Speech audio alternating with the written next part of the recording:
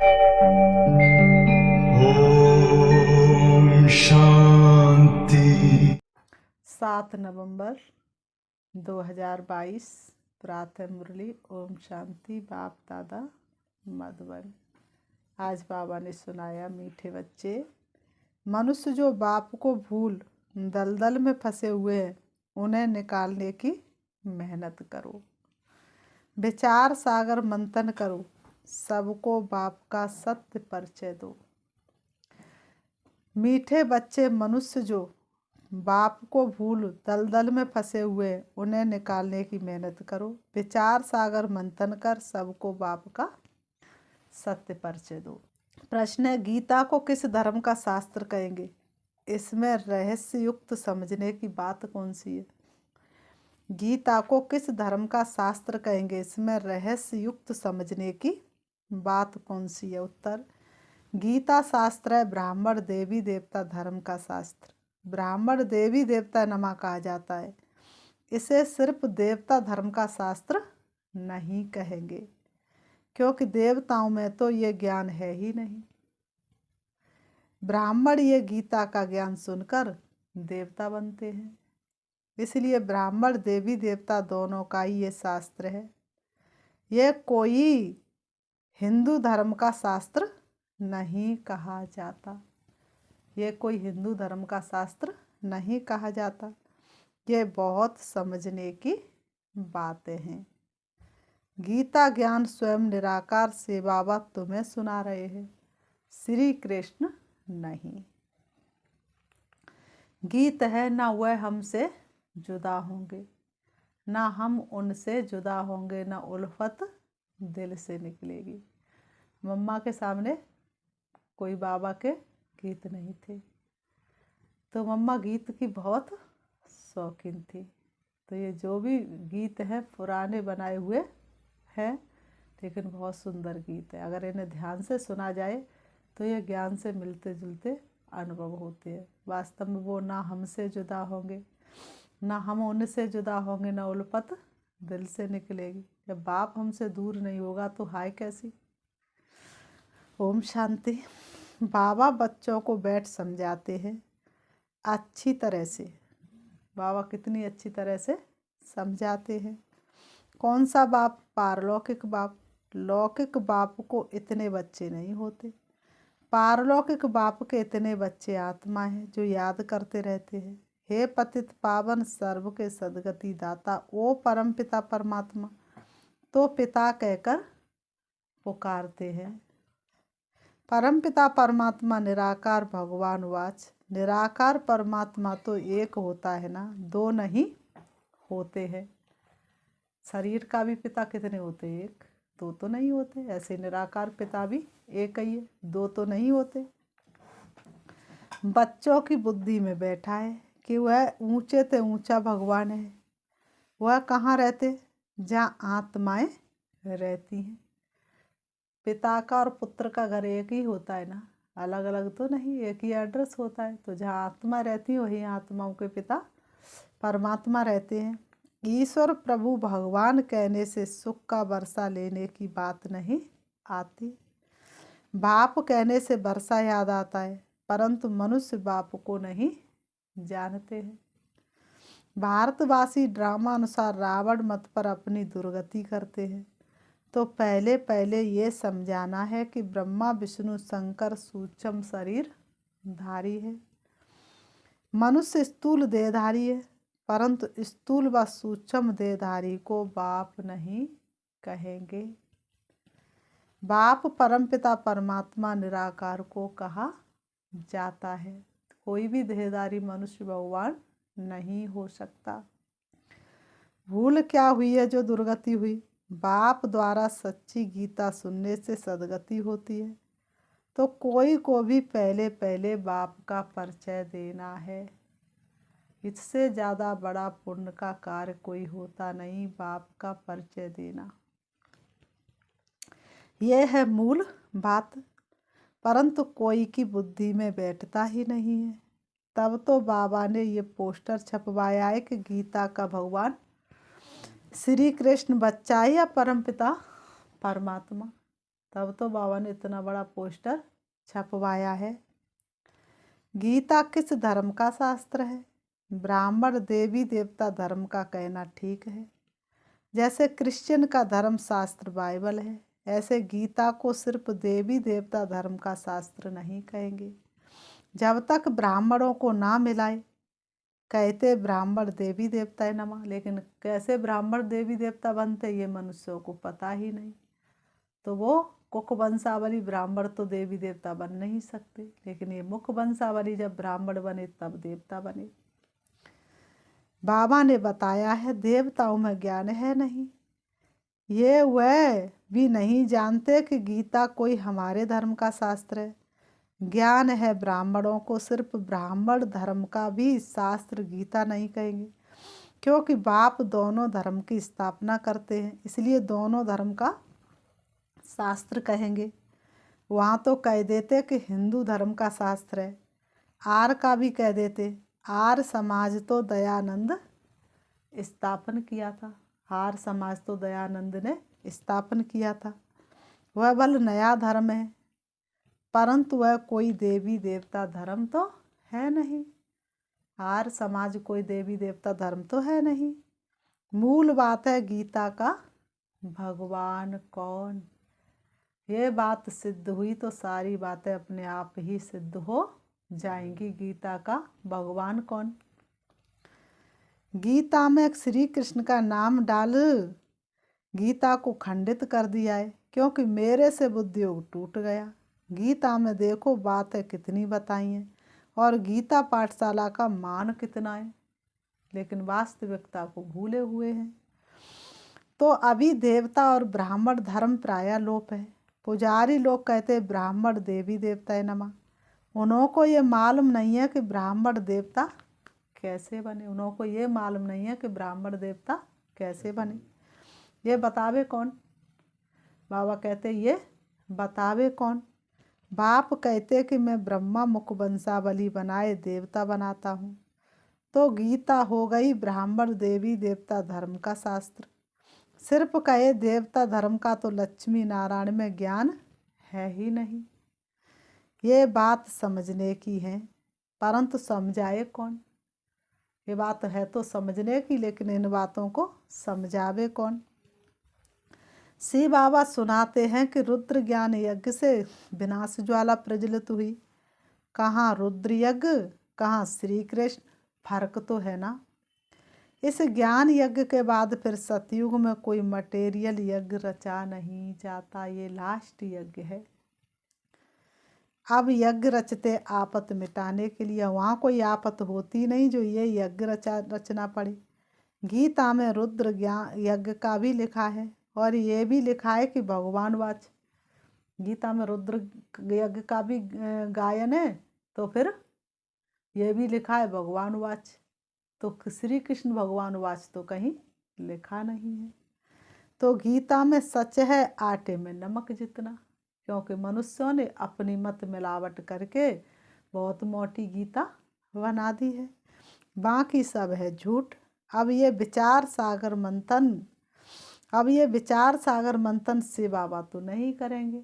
किसको करना पड़ेगा? बच्चों को। तो बाबा ने कहा ब्रह्मा और ब्रह्मा कुमार कुमारियों को करना है। इस समय मनुष्य तो एकदम दुबन में फंसे हुए हैं। दलदल से निकलने में बड़ी मेहनत लगती है। तब तो बाप को पुकारते, बाप कहते हैं तुमको 5 विकार रूपी रावण पर ही जीत पानी है। फिर सतयुग में तुम जीव आत्मा सुख में हो। जो भी सत्संग है वहाँ तुम जाकर पूछ सकते हो। डरने की कोई बात ही नहीं है। सब अंधकार में पड़े हैं, मौत सामने खड़ा है। और कहते अभी तो कलयुग में 40,000 वर्ष, 40,000 वर्ष और कलयुग चलेगा तो क्या हालत हो जाएगी। इसको कहा जाता है घोर अंधियारा।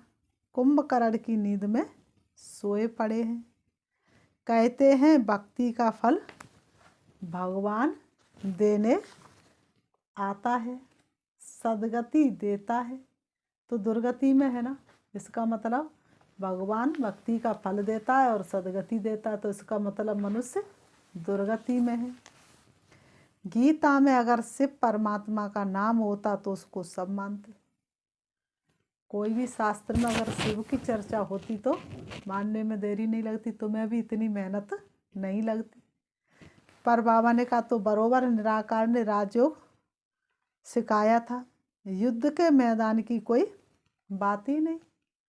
युद्ध के मैदान में इतना बड़ा ज्ञान कैसे देंगे, राजयोग कैसे सिखलाएंगे। मुख्य धर्म 4 हैं, धर्म शास्त्र भी 4 हैं। अभी तो अनेक धर्म है, कोई गिनती कर ना सके। अनेक शास्त्र, अनेक चित्र कितने बना दिए, 33 करोड़ देवता ही बना दिए। अब बताओ किसको भगवान माने।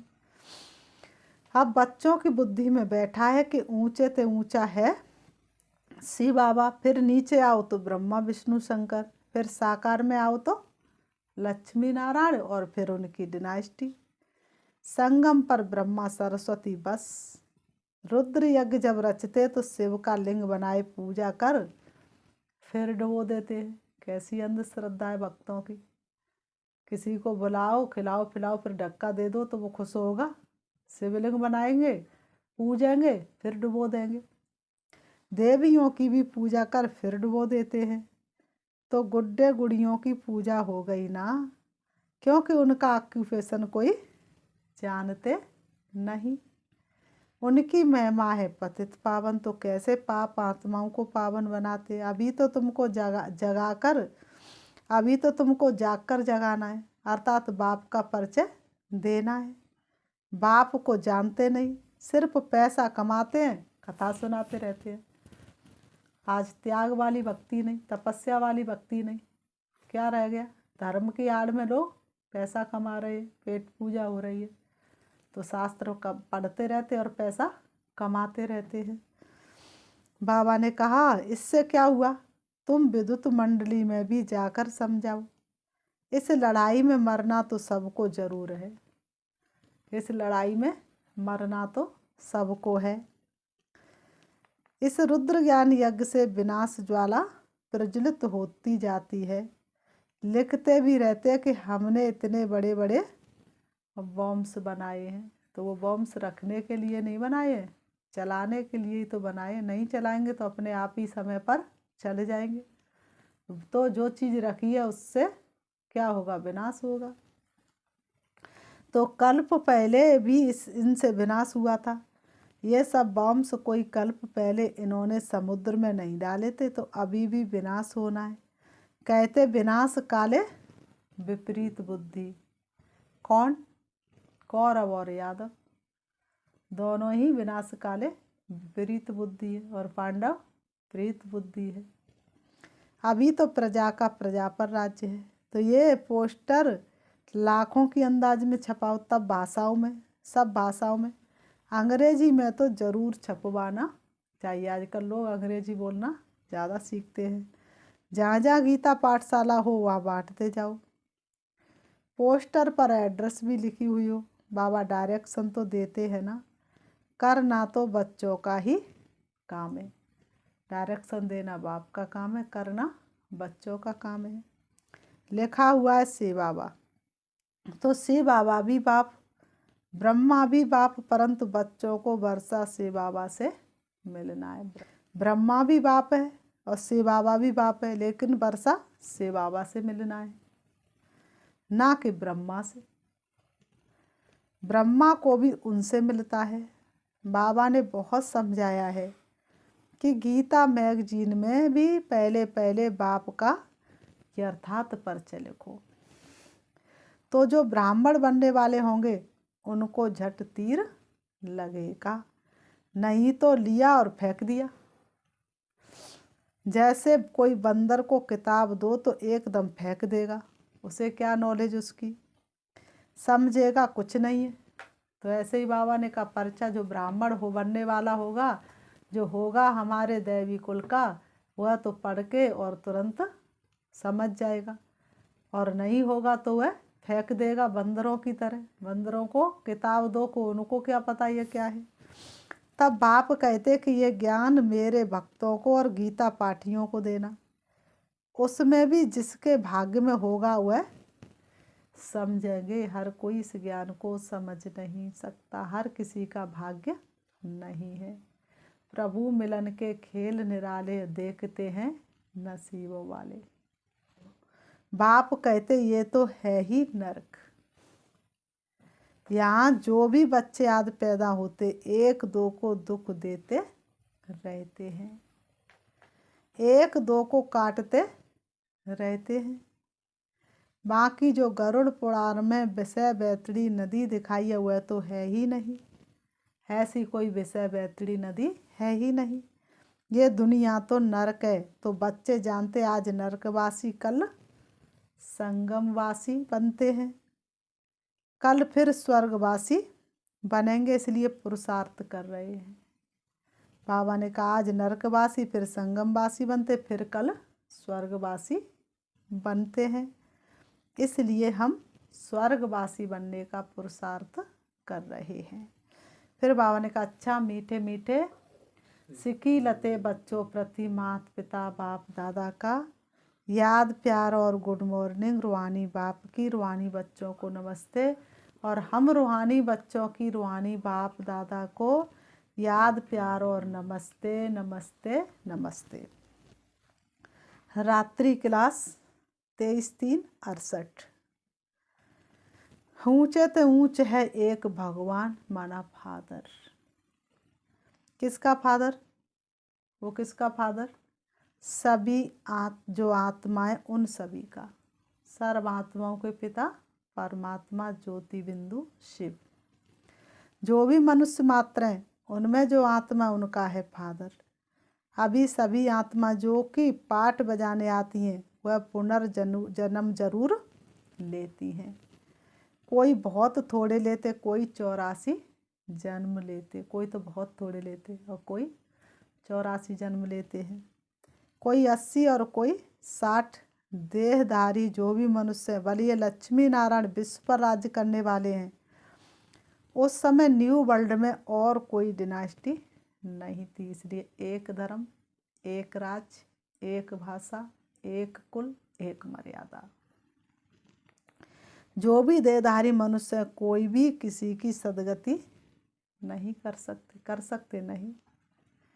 पहले पहले है स्वीट साइलेंस होम, सभी आत्माओं का घर, बाप भी वहाँ रहते हैं। उसको इनकॉर्पोरियल वर्ल्ड कहा जाता है। बाप ऊंचे ते ऊंच, फिर रहने का स्थान भी ऊंचे ते ऊंच है। बाप कहते मैं ऊंचे ते ऊंच हूँ, मुझे भी आना पड़ता है, सभी मुझे पुकारते हैं। जो भी मनुष्य मात्र है पुनर्जन्म जरूर लेना ही है। सिर्फ एक बाप ही नहीं लेते, पुनर्जन्म तो सभी को लेना ही है।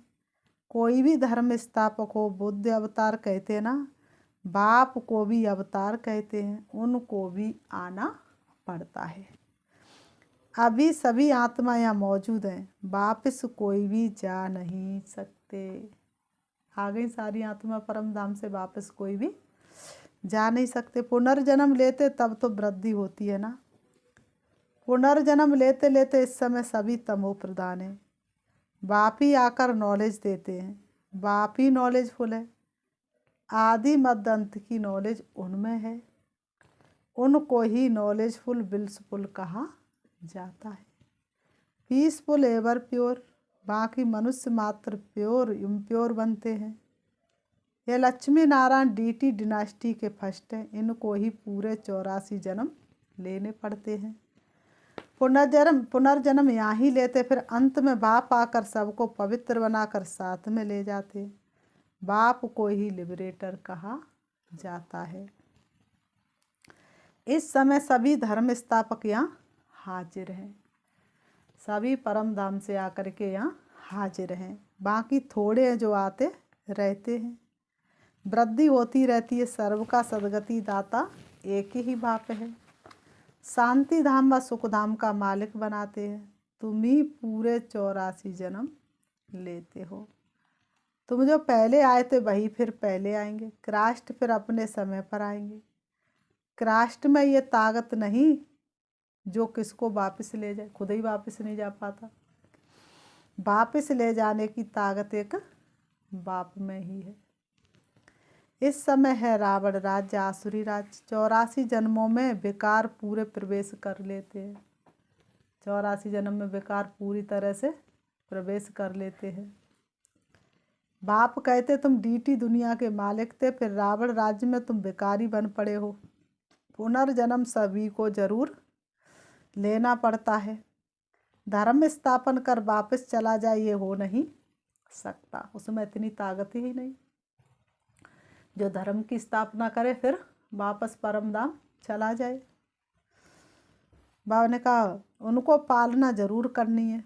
गाया जाता ब्रह्मा द्वारा नई दुनिया की स्थापना, पुरानी दुनिया का विनाश। नई दुनिया में एक ही धर्म, एक ही डीटी डिनास्टी थी, अब वह है नहीं, सिर्फ चित्र है और सभी धर्म मौजूद है।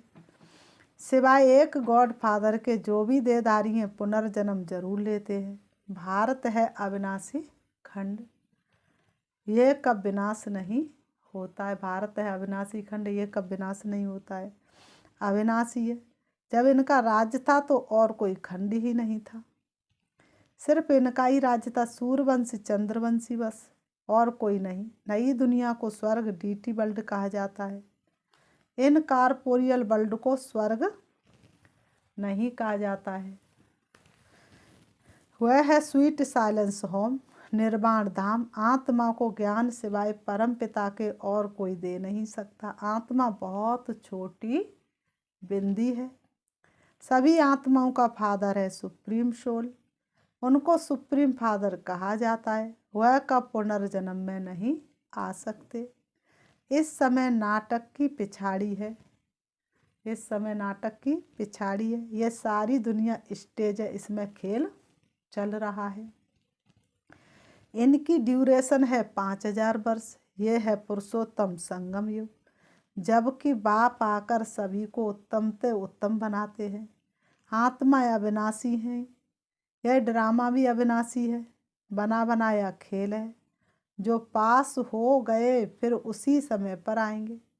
पहले ये आए थे, लक्ष्मी नारायण अभी नहीं है। सच्चा सच्चा सत्य का संग ये है। फिर बाबा ने कहा अच्छा मीठे मीठे सिकीलते बच्चों प्रति माता पिता बाप दादा का याद प्यार और गुड मॉर्निंग। रूहानी बाप की रूहानी बच्चों को नमस्ते। हम रूहानी बच्चों की रूहानी बाप दादा को याद प्यार और नमस्ते नमस्ते नमस्ते।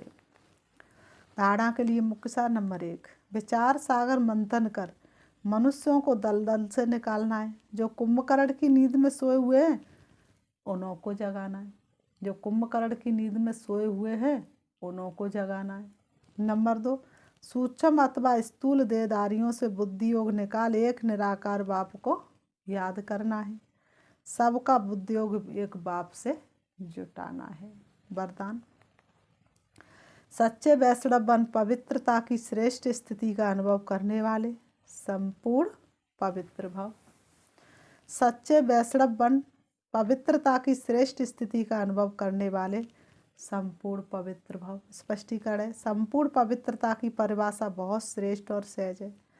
संपूर्ण पवित्रता का अर्थ है स्वप्न मात्र में भी अपवित्रता मन और बुद्धि को टच नहीं करे। इसी को कहा जाता सच्चे वैष्णव। चाहे अभी नंबरवार पुरुषार्थी हो, लेकिन पुरुषार्थ का लक्ष्य संपूर्ण पवित्रता है। और ये सहज भी है, क्योंकि असंभव से संभव करने वाले सर्वशक्तिमान बाप का साथ है। दुनिया में लोग पवित्रता की बात बहुत असंभव मानते, लेकिन हमारा साथी कौन है? सर्वशक्तिमान बाप। तो हम असंभव को भी संभव कर सकते हैं। स्लोगन, सहज योगी वह है जो हट व मेहनत करने के बजाय रमणीकता से पुरुषार्थ करे।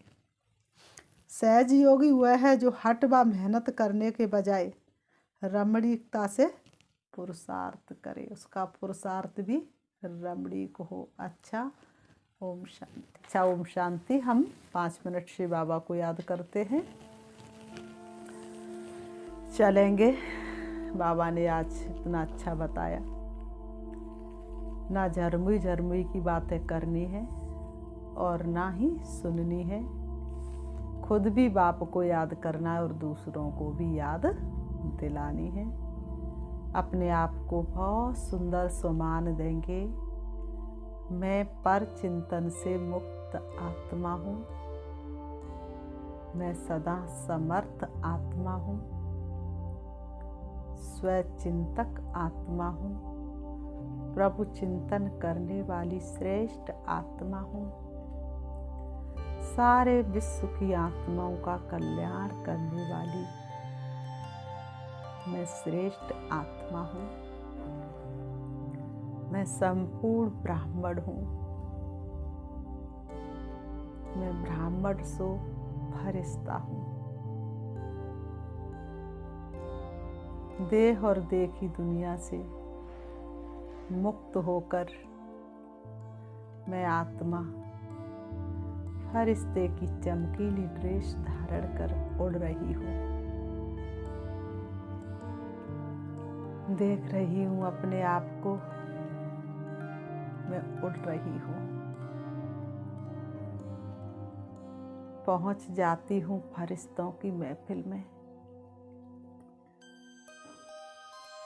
जहाँ अनेक फरिश्ते चमकीली ड्रेस के साथ विराजमान हैं।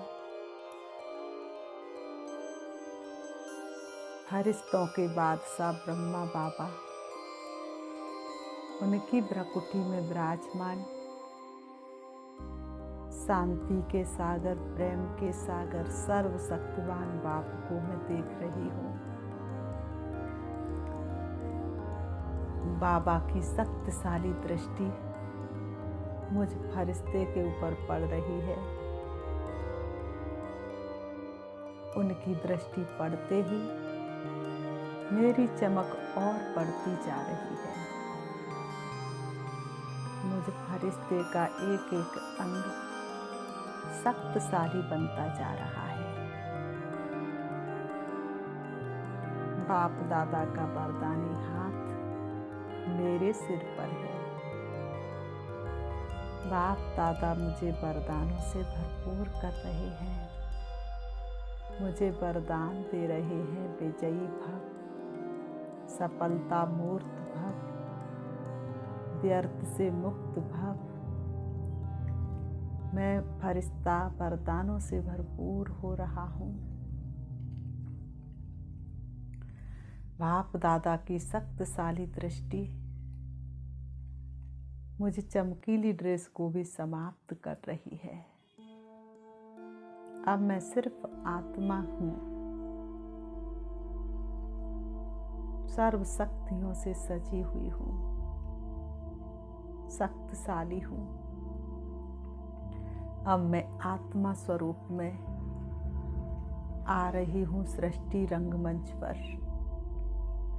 मेरी शक्तिशाली किरणें विश्व के कोने कोने में फैल रही हैं। विश्व की सारी आत्माओं का विघ्न समाप्त हो रहा है। अब मैं आत्मा आ जाती हूँ अपने देह रूपी वस्त्रों के पास, आकर के दोनों भ्रुओं के बीच भ्रकुटी में विराजमान हो जाती हूँ। ओम शांति।